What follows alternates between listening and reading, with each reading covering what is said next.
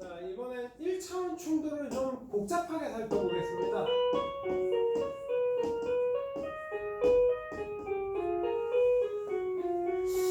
종이 칠 것 같아서 잘랐는데 종이 쳐버렸네요.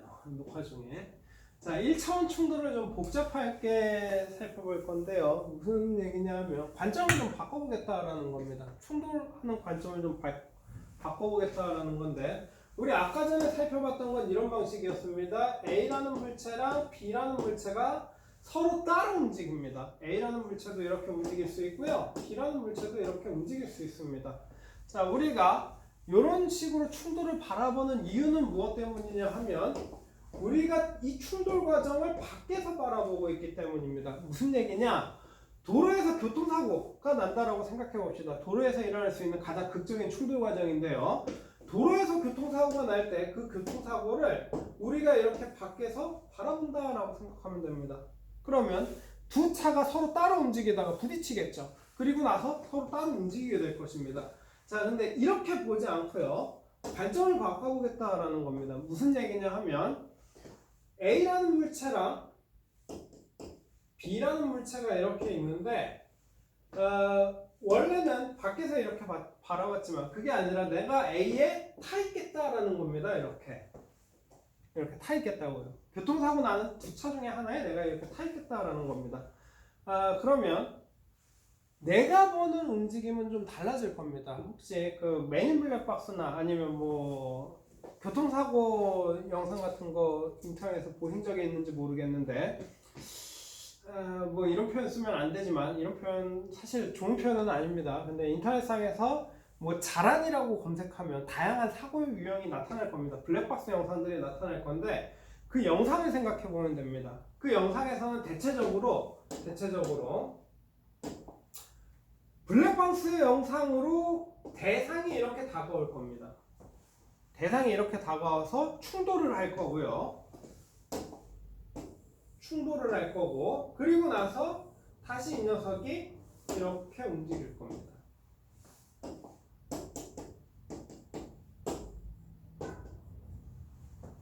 자, 관측자가 바뀌면 나타나는 일입니다. 관측자가 바뀌면 나타나는 일인데, 이거는 관측자의 습성 때문에 그럽니다. 이 관측자라고 하는 사람들은 안 좋은 습성이 있는데요. 바로 정지에 있다라고 착각하는 겁니다. 정지에 있다라고 착각하는 것.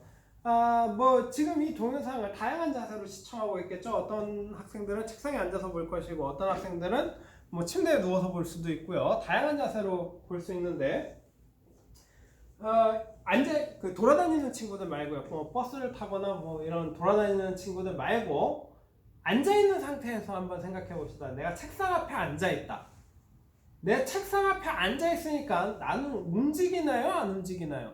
를 생각해 보면 되는데, 우리 책상 앞에 앉아있다? 정지해 있다 라고 착각합니다.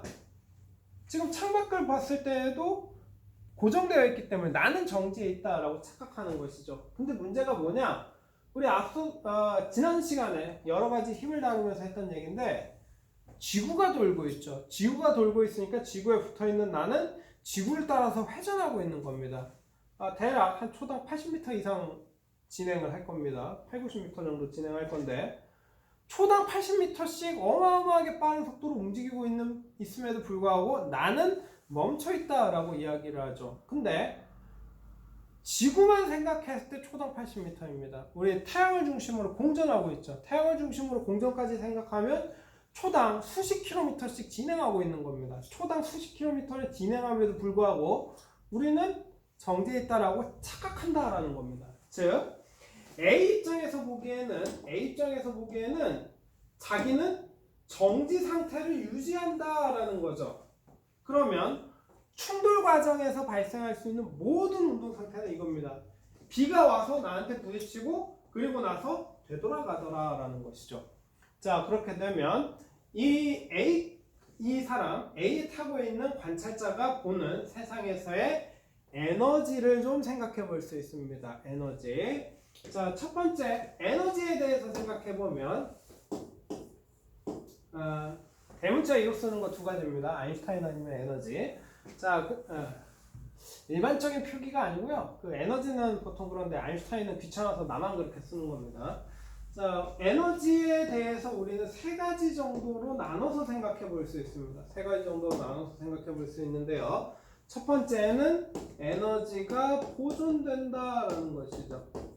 에너지가 보존된다. 자, 그리고 두 번째는 에너지가 감소할 수 있을 겁니다. 에너지가 감소할 수 있고요. 마지막인데요. 착각하면 안 됩니다. 에너지가 보존된다. 에너지의 처음과 나중이 같다라는 얘기였었죠. 에너지가 감소한다. 그러면 마지막 하나는 에너지가 증가한다가 아니라 에너지가 0이 된다입니다. 에너지가 0이 된다. 자, 그러면 여기에서 발생하는 에너지를 좀 생각해 봅시다. 이 과정에서 발생하는 에너지를 가지고 있는 녀석. 우리 에너지라고 하면 두 가지가 있는데요.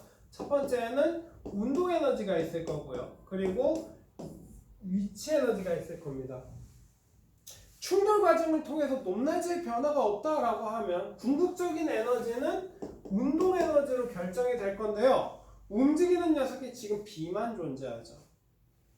그렇기 때문에 여기에서의 에너지는 B만 가지고 있고 여기서도 역시 에너지는 B만 가지고 있게 됩니다. 그러면 각각 가지고 있는 에너지를 좀 표기해 볼 건데요.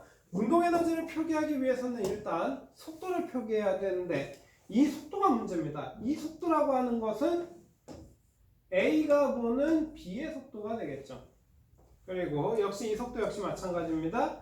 A가 보는 B의 속도로 이렇게 나타날 겁니다. B의 속도가 아니라 A가 보는 B의 상대 속도로 이렇게 나타나겠죠.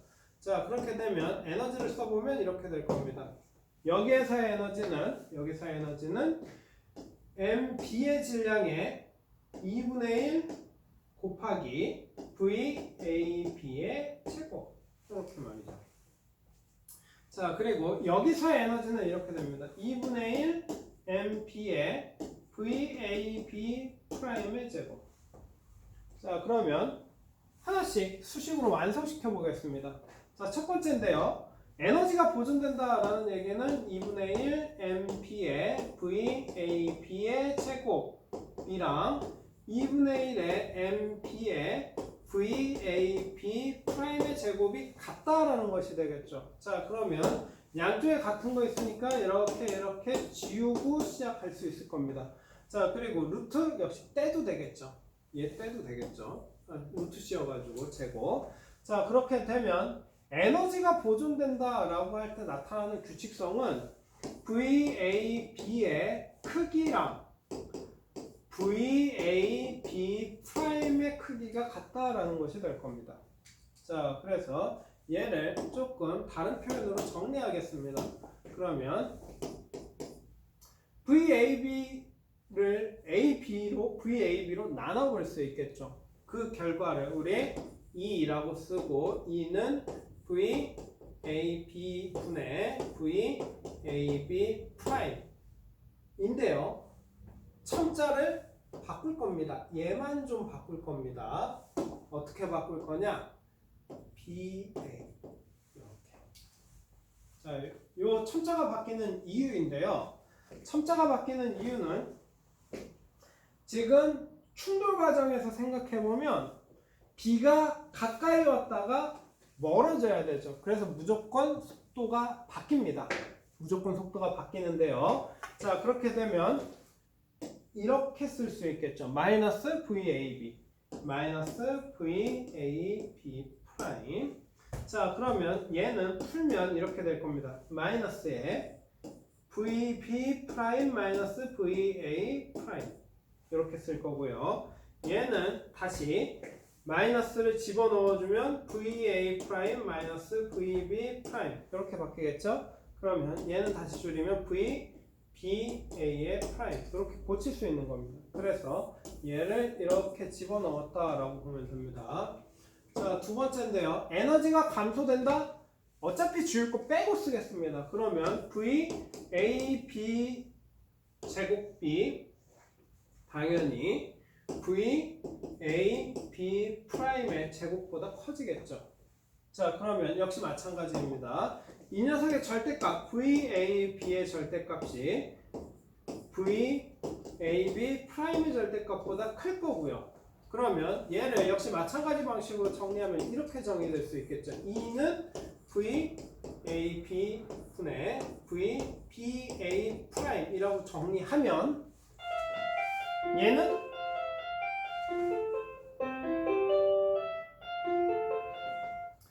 얘는 위아래 값이 같으니까 결과가 1로 나올 겁니다. 근데 얘는 지금 아래쪽이 분모가 분자보다 크죠. 그렇게 되면 1보다 작은 값을 갖겠네요.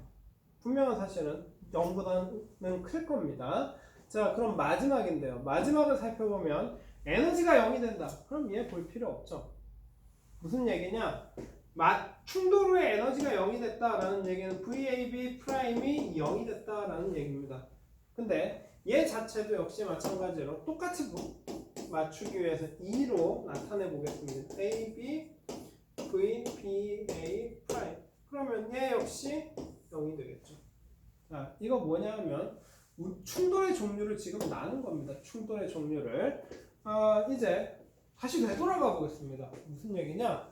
우리 아까 전에는 이 방식을 이용해서 운동량 보존 법칙을 설명했는데요. 관점을 바꿔서 똑같은 충돌을 다른 방식으로 그냥 본 겁니다. 충돌 자체가 달라지진 않았어요. 무슨 얘기냐?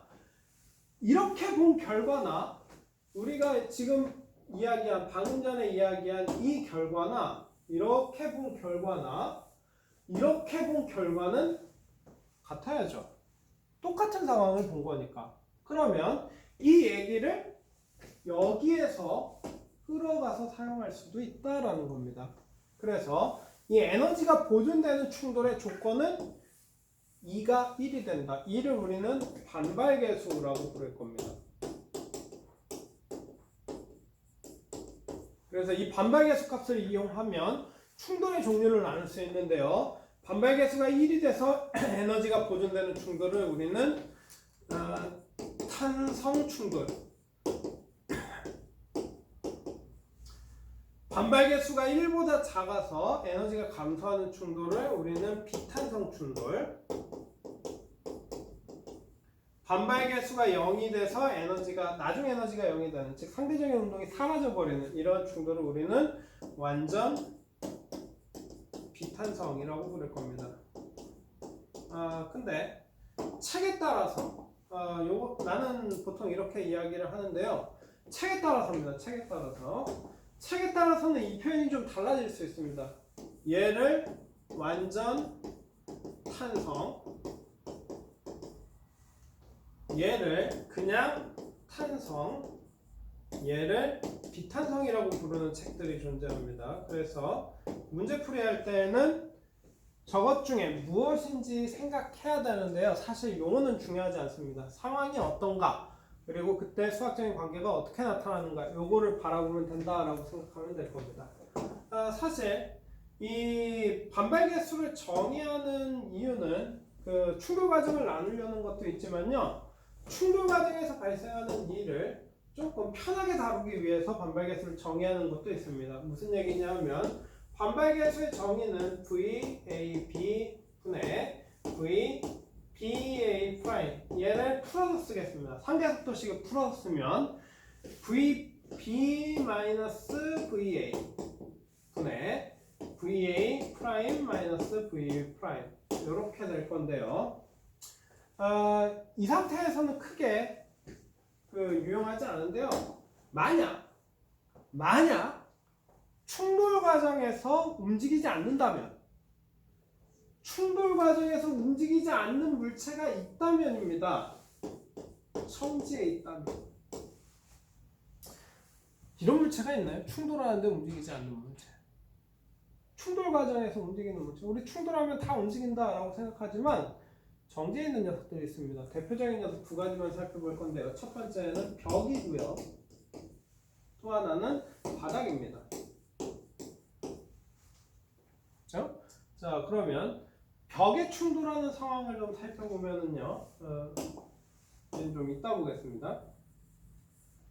벽에 충돌한다라고 했을 때 나타나는 특성은 이 값이 정지, 즉 V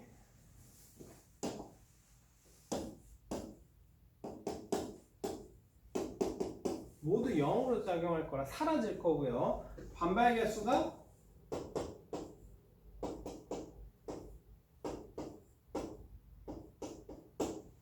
이렇게 결정되겠죠. 자, 그러면 움직이는 물체가 하나밖에 없으니까 굳이 복잡하게 첨자 쓸 필요 없겠네요. 첨자 지워도 되고요. 이 식을 분수 형태가 귀찮으니까 정리해서 쓰면 이렇게 정리할 수 있겠죠?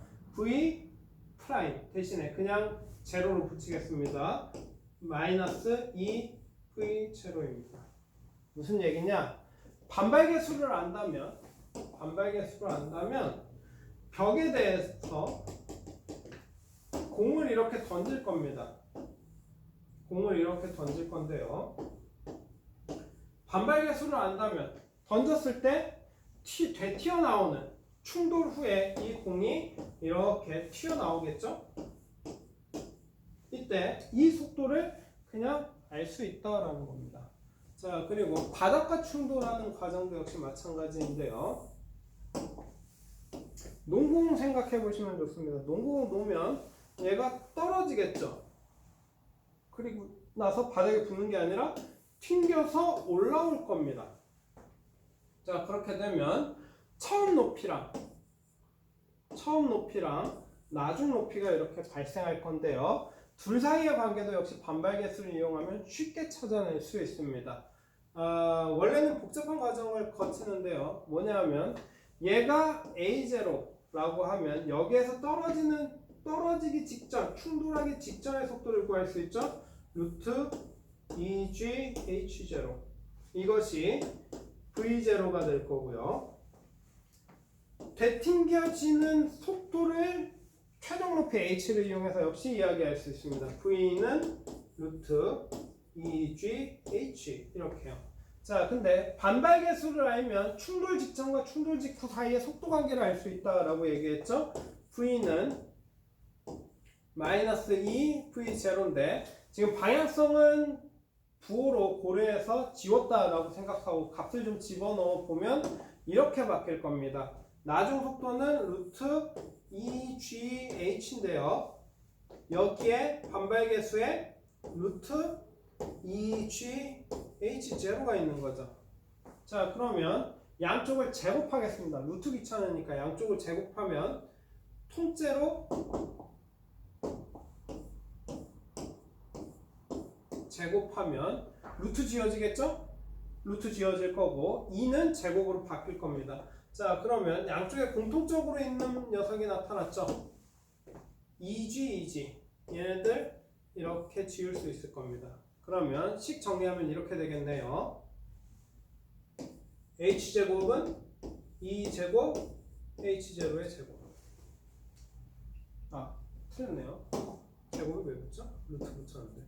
자, 그래서 반발계수를 알면 이렇게 되튕겨 나오는 속도라든가 다시 올라올 높이를 알 수 있다라는 겁니다. 무슨 얘기냐? 농구공의 반발계수 2가 0.8인데 1m 높이에서 떨어뜨린다. 그렇게 되면 되튕겨 올라오는 높이 h라고 하는 녀석은 2의 제곱이니까 0.64 곱하기 1 해서 64cm만큼 올라올 거야. 이렇게 예측할 수 있다라는 겁니다. 자, 이게 반발계수를 만든 이유다라고 생각하시면 될 것 같습니다.